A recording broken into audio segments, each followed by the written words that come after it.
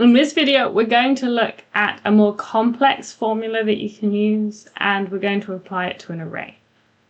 It builds on what we've learned in the previous lesson. Before we get started, I strongly encourage you to watch all of the previous lessons. What we will be learning is how to apply a formula to an array, how to use a user parameter, and we're also going to practice with dependent parameters a little bit more.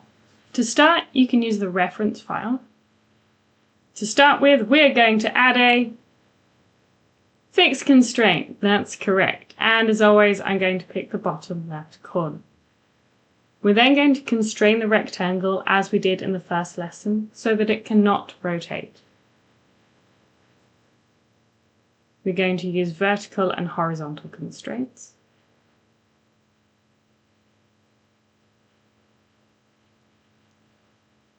And then a linear parameter across the bottom.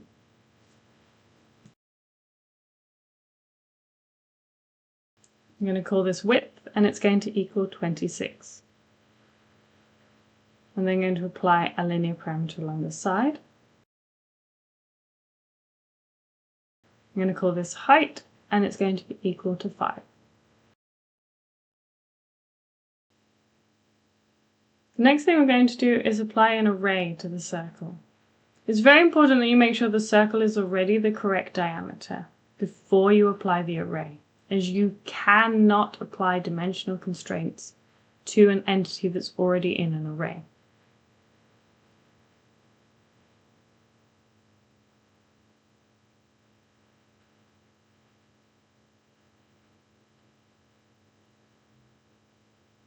You can see it just fails.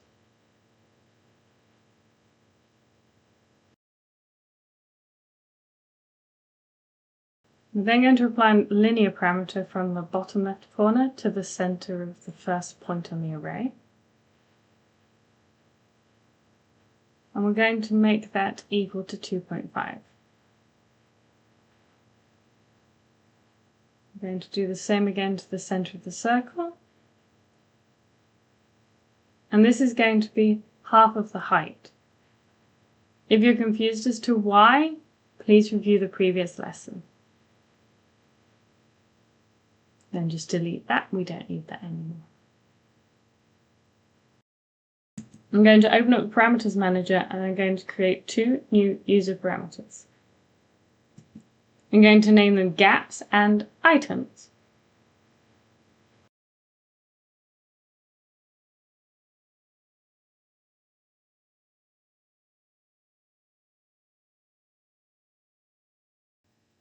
I'm then going to select the array. Now, when it comes to an array, you can input 2 out of the 3 as a parameter. In this instance, I'm going to use columns and between. I strongly suggest that you do use both of them, because otherwise AutoCAD will decide which one to change itself. So if you definitely want to specify 2, make sure that you specify those 2 and let AutoCAD decide on the third one. I'm going to change between to gap, and I'm going to add this formula to items.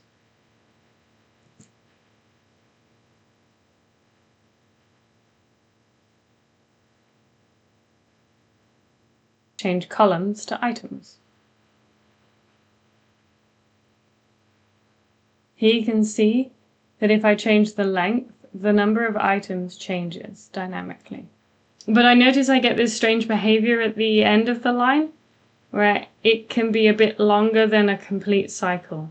So I'm going to change this parameter to incremental, so it can only come in units of the gap.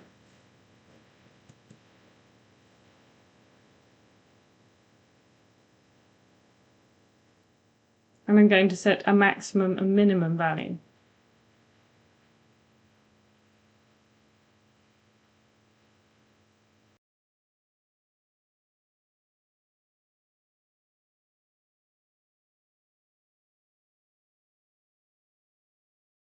Now, with this formula, you can change the number of items dependent on the length.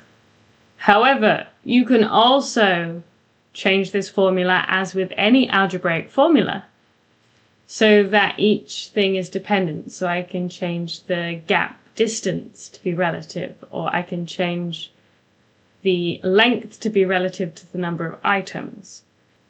If you'd like to know how I did this, there's a link in the description for you to learn more.